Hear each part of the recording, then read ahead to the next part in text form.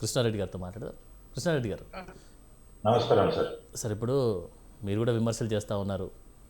అన్యాయంగా 22A పట్టా ఉన్నటువంటి భూమిలో కూడా చేర్చడం, ఉం?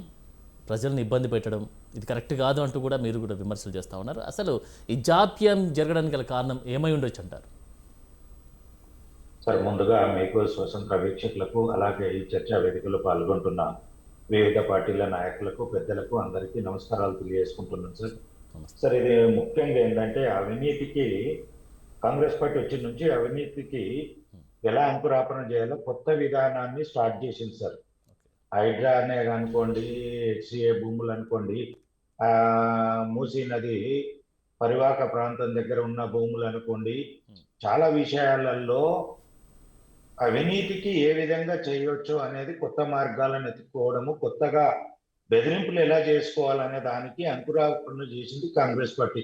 ఈ రోజు మనం అనుకుంటున్నాం సార్, ఏదో అవసరాన్ని కమ్ముకుందామంటే భూములు ఇబ్బంది అవుతుంది ఎట్లా అనేది అనుకుంటున్నాం సార్. ఇవాళ ఆడపిల్లల పెళ్లిళ్ళు కాకుండా పోతుంది సార్ పల్లెటూళ్ళకి. ఇట్లా పరిస్థితులు ఏంటంటే చాలా మంది కట్నాలు అనేది ఇచ్చుడు ఎప్పుడో బంద్ అయిపోయింది సార్, డబ్బులు రూపంగా. ఇప్పుడు ఓన్లీ ఎకరమో 2 ఎకరాలు ఆడవిల్లు ఉన్నదంటే, ఒక 4 ఎకరాలు ఉన్నదంటే కొడుకుకు 1 ఎకరం 2 ఎకరాల నుంచి బిడ్డకు 2 ఎకరాలు భూమి ఇచ్చేసి పెళ్లి అనుకునే పరిస్థితులలో ఉండే. అది పోయి ఇప్పుడు పెళ్లి చేద్దామంటే కూడా ఆ రిజిస్ట్రేషన్ అయ్యే పరిస్థితులలో లేదు, ఆ బిడ్డకు రాసిద్దామంటే కూడా పరిస్థితి లేదు. దీంతో బిడ్డల పెళ్లిళ్ళు కూడా ఇవన్నీ చాలా ఇబ్బందికరమైన పరిస్థితి తయారైంది. కాంగ్రెస్ ప్రభుత్వము దేనికి వచ్చింది తెలంగాణలో అధికారంలోకి అనేది వాళ్ళు మర్చిపోయినట్టున్నారు సార్. పూర్తిగా ప్రజా సంక్షేమం గురించో, ప్రజల బాగోగుల గురించో, ప్రజల అభివృద్ధి గురించో, ప్రజలు ఎదుర్కొంటున్న కష్టాలను తీర్చడానికో, లేదంటే బడుగు బలహీన వర్గాలకు సంక్షేమ పథకాలు ఇచ్చి వారిని అభివృద్ధిలోకి తీసుకురావాలి అనే ఉద్దేశం కొద్ది ప్రభుత్వంలోకి అంటే ప్రభుత్వంలోకి వచ్చిన కాంగ్రెస్ పార్టీ వచ్చిన తర్వాత హైడ్రా పేరుతోటి రాత్రికి రాత్రి బుల్డోజర్లు పెట్టుడు, ఏదో ఇప్పుడే పెద్ద పెద్ద ఎత్తున ఉపద్రవం వస్తుందని చెప్పేసి తెల్లారక ముందే పిల్లలు చదువుకునేటి పుస్తకాల కాడికెళ్ళి తినే తిండి కానీ గింజలు కానీ తీసుకోలేని పరిస్థితులలో కనీసం ఏదన్నా సర్టిఫికేట్ లో ఏమన్నా ఉంటే తీసుకుందామని అనుకొని ఇంట్లోకెళ్ళి తీసుకుందామంటే కూడా తీసుకొని ఇవ్వకుండా రాత్రికి రాత్రి, అంటే పొద్దున్నే బుల్డోజర్లు పెట్టి గూల కొట్టి అక్కడ ఏదో ఉపద్రవం వస్తుందనే విధంగా భయభ్రాంతులకు గురి చేసింది. ఎవరిని గుర్తు చేసిందండి? బడుగు బలహీన వర్గాలను గుర్తు చేసింది. బడుగు బలహీన వర్గాలకు ఏ ఆధారము లేకనో ఎక్కడో ఒక దగ్గర ఇంత ఖాళీ జాగా కనబడితే అక్కడ వేసుకుని ఉన్నప్పుడు ప్రభుత్వం ఏం చేయాలి? వాళ్ళ స్థితిగతులను అక్కడి ఒక వ్యవస్థను తయారు చేసి అక్కడికి పంపించి వారి పరిస్థితులు ఏంది, ఎందుకు ఇక్కడికి వచ్చిండ్రు, ఎవరి ప్రోద్బలంతో వచ్చారు, వాళ్ళతోటి మీటింగులు పెట్టి, లేదంటే వాళ్ళకు పునరావాసం కల్పించో, లేదంటే వేరే దగ్గర వాళ్ళకు పునరావాసము వరకు ఉండే విధంగా కల్పించి, లేదంటే వాళ్ళను ఎడ్యుకేట్ చేసి అక్కడి నుంచి ఎవాక్యుయేట్ చేసే విధంగా ఉండాలి. కానీ 100 మంది పోలీసులను పెట్టేసి ఏదో దోపిడీదారులను, దొంగలను, ఏదో పరాయి దేశం నుంచి వచ్చేసి తెలంగాణలో బతుకుతున్నట్టు తెలంగాణ వాదులను అంత దుర్మార్గంగా ప్రవర్తించిన ప్రభుత్వం కాంగ్రెస్ ప్రభుత్వం అండి. నేను ఈ దేశ చరిత్రలో ఎక్కడ చూడలేదండి, ప్రపంచ చరిత్రలో కూడా ఇంత ఘోరంగా, ఇంత అన్యాయంగా ప్రజలను హింసించేది. ప్రజా సంక్షేమం గురించి ప్రభుత్వాలు ఏర్పడతాయి కానీ ప్రజల్నే నటిలోన పడేసే ప్రభుత్వం ఏదైనా ఉన్నదంటే అది కాంగ్రెస్ ప్రభుత్వం. సరే, ఒక విషయంలో మనం మాట్లాడితే ఈ మధ్య కాలంలో, అంటే ఇది టాపిక్ కాదు, బట్ ఏంటంటే మాట్లాడాల్సి వస్తుంది. కళ్యాణలక్ష్మి, షాదీ ముబారక్ కూడా హోల్డ్లో పడిపోయింది.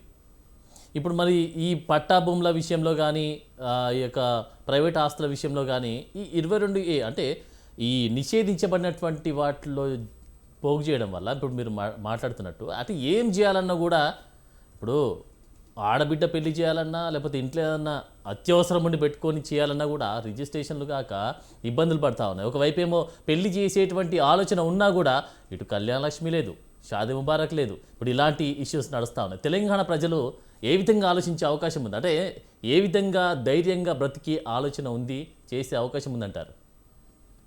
సార్, ఇక్కడ జరుగుతున్నది ఏంటంటే దుర్మార్గమైన పాలన సార్. ఫస్ట్ నైతిక విలువలు పాటిస్తూ మొన్న ఏదైతే గురువింద కింద సామెతలాగా ఉమ్, రాహుల్ గాంధీ గారు ప్రధానమంత్రి ఇంటికి ముందు పోయి ధర్నా చేసిండో, ఉమ్, అంటే సంబంధిత శాఖ మంత్రిని రాజీనామా చేయమని, ఈ రోజు వీరు నైతిక విలువలు పాటిస్తూ జరిగిన ఇదేం చిన్న వ్యవహారం కాదు సార్. వీళ్ళు ఏదో పై పైన కొట్టేస్తున్నారు కానీ ఉమ్, ఈ రోజు తెలంగాణలో రియల్ ఎస్టేట్ వ్యాపారము పూర్తి స్థాయిలో హైడ్రా తోటి సగం కుప్పకూలిందంటే ఉమ్, దీంతో పూర్తి స్థాయిలో కుప్పకూలిపోయింది. కొన్న వాళ్ళు పరిస్థితి అగమ్య గోచరంగా ఉంది.